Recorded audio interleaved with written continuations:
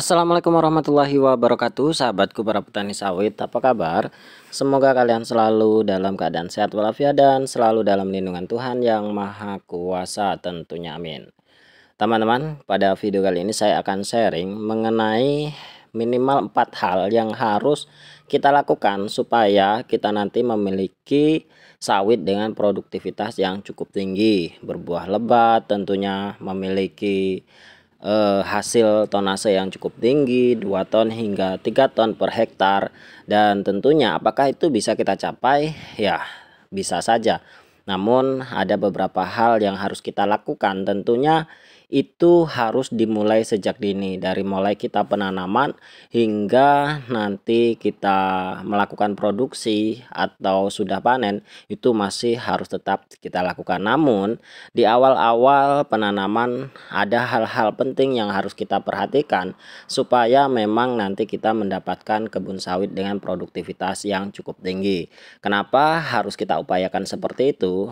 Karena kebun kelapa sawit ini adalah aset kita, investasi kita di masa-masa yang mendatang dengan jangka waktu yang cukup panjang. Sekali kita salah melangkah, sekali kita salah melakukan hal yang seharusnya kita lakukan, maka penyesalan akan terjadi dalam jangka waktu yang cukup lama. Dan semoga kita tidak berada di titik di mana kita sangat-sangat menyesal. Nah, apa sih yang harus kita lakukan supaya kita memiliki kebun dengan produktivitas yang cukup tinggi? Yang harus kita lakukan yang pertama adalah kita harus memilih dan menggunakan benih yang baik. Tidak dipungkiri atau menjadi rahasia umum bahwa benih yang baik itu akan mempengaruhi dari hasil produktivitas kebun sawit kita. Saya tidak mengkotak-kotakan atau mengatakan bahwa benih yang baik itu benih unggul atau benih cabutan atau apapun atau mariles atau kentosan. Yang saya sarankan di sini adalah benih yang baik. Jadi tidak harus melulu benih unggul, tidak harus melulu benih cabutan atau kentosan dan lain sebagainya. Asalkan benih itu bagus, pasti nanti hasilnya akan baik. Karena apa teman-teman? Memang benih atau genetik ini sangat-sangat mempengaruhi. Ketika sawit kita memang benihnya baik, tentu tanpa perawatan yang maksimal pun masih akan tetap berbuah dengan baik. Berbeda dengan ketika sawit kita itu benihnya buruk, maka seberapa banyak pun pupuk yang kita berikan, sebaik apapun perawatan yang kita lakukan, maka hasilnya tidak akan maksimal. Itu yang pertama. Kita harus selektif, kita harus pintar bagaimana caranya kita menanam sawit dengan benih yang baik. Itu yang pertama. Yang kedua adalah pemupukan, teman-teman. Nah, pemupukan ini terkadang dianggap sebelah mata atau dianggap sepele lah dengan para petani. Dan tentunya bukan hal yang disengaja tentunya mengapa para petani tidak melakukan pemupukan secara maksimal. Tentu masalah klasik, masalah klise itu sering dihadapi oleh para petani, yaitu masalah biaya. Memang benar teman-teman, dalam perawatan kebun kelapa sawit, biaya pemupukan adalah salah satu faktor yang menimbulkan budget yang paling besar dalam perawatannya. Tentu hal ini harus kita siasati dengan cara yang sederhana, yaitu kita yang penting lakukan rutin pemupukan meskipun dalam dosis yang kecil. Karena menurut kata pepatah seperti ini teman-teman, sedikit-sedikit lama-lama juga akan menjadi bukit. Itu tentunya ketika kita melakukan pemupukan secara rutin dengan meskipun dalam jumlah dosis yang kecil, ya kalau bisa dalam jumlah dosis yang sesuai takaran atau sesuai dengan dosis dan sesuai umur. Namun kalau memang tidak memiliki biaya dan itu harus kita paksakan untuk melakukan pemupukan, maka lakukanlah pemupukan dengan dosis yang kecil, dan itu akan jauh lebih baik ketika kita berencana untuk melakukan pemupukan dalam dosis yang besar namun dalam jangka waktu atau rotasi yang lama. Karena apa? Ya, kita tidak tahu bahwa target yang kita rencanakan, misalkan dalam waktu 3 bulan kita akan memupuk. Nah, ketika kita sampai di waktu pemupukan, apakah kita memiliki budget? Karena memang kesulitan kita untuk melakukan penyimpanan atau menabung itu akan sangat-sangat sulit sekali ketika memang daya ekonomi kita itu masih cukup rendah. Jadi saran saya, lakukanlah pemupukan setiap bulan dengan cara yang rutin meskipun dalam dosis yang kecil. Itu yang kedua yang harus kita lakukan. Nah, yang ketiga, teman-teman, yang harus kita perhatikan adalah masalah jarak tanam.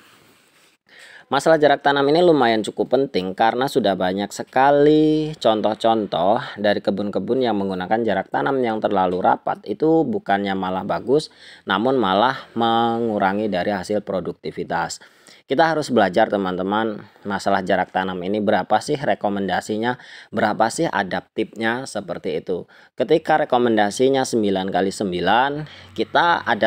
kita gunakan, mungkin ada ya, kita ingin mendapatkan hasil batang yang lebih banyak, seperti itu, kita rapatkan lagi menjadi 8,5. Nah, 8,5 itu apakah masih bisa adaptasi atau tidak? Tentunya ya kita sendiri yang akan tahu apakah masih bisa adaptasi atau tidak sesuai dengan varietas yang kita tanam. Jangan terlalu memaksakan, teman-teman, atau kasarnya jangan terlalu rakus kita terhadap kebun kita. Misalkan rekomendasinya 9x9, kita gunakan 7x7 atau 6x6, tentu itu sudah berlebihan dan tentunya nanti produktivitasnya malah akan menurun. Itu sudah banyak sekali buktinya. Kalau menurut saya, gunakanlah jarak tanam yang memang sudah direkomendasikan sesuai dengan varietas apa yang kita tanam. Dan kalau kita tidak tahu varietas yang kita tanam, ya menurut saya standarnya itu adalah 9x9, segitiga sama sisi. Jadi jarak tanam ini lumayan penting, teman-teman, karena nanti juga akan mempengaruhi dari hasil produktivitas kebun sawit kita itu. Kemudian yang keempat itu adalah masalah sanitasi. Nah, sanitasi ini lumayan cukup penting. Ada yang mengatakan bahwa harus glowing, ada juga yang disarankan harus disimpan semaknya dan lain sebagainya. Namun yang pasti bahwa kelapa sawit tidak bisa berdampingan dengan tanaman lain yang tingginya atau besarnya itu hampir sama dengan sawit itu sendiri. Jadi ya bisa dikatakan bahwa sawit memerlukan sanitasi yang baik dan lingkungan yang baik. Kalau memang di situ lahannya rawa, kemudian lahannya pegunungan, ya kita sesuaikan supaya memang sawit kita itu bisa adaptasi dengan lingkungan yang ada. Masalah penggunaan racun rumput, mau glowing atau mau semak, tentu itu ada beberapa pertimbangan yang harus kita pelajari. Baiknya yang mana sih? Nah, itu harus kita paham betul bagaimana tata laksana atau tata kelola dalam sanitasi kelapa sawit atau lingkungan kelapa sawit, dan tentu itu akan mempengaruhi ketika memang di awal-awal penanaman kita tidak melakukannya secara baik dan kelapa sawit kita itu pertumbuhannya terhambat, maka akan mempengaruhi hasil produktivitas dari jangka waktu yang cukup lama. Itu, teman-teman. Dan yang terakhir, ini yang kelima, yang akan mempengaruhi dari hasil produktivitas kelapa sawit kita, yaitu semangat, intelijensi, dan tentunya dedikasi kita atau etos kerja kita. Ketika semangat kita tidak ada, ketika kita knowledge atau pengetahuan kita tidak ada dalam bagaimana caranya mengelola kebun sawit yang baik dan benar, kemudian semangat kita juga kurang, tidak memiliki tekad batu semangat api, maka bisa dipastikan kebun kita akan terbengkalai dan tentunya sawit kita tidak akan berproduksi secara maksimal. Mungkin hanya ini, teman-teman, semoga bermanfaat. Terima kasih atas perhatiannya. Wassalamualaikum warahmatullahi wabarakatuh.